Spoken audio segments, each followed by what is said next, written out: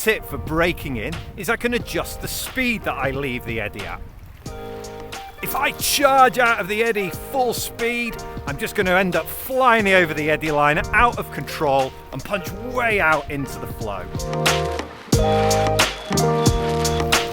Equally, if I just bimble over the eddy line with little to no speed, I'm going to hit the eddy line, hit the flow, and I end up spinning on the eddy line without ever making it out into the flow.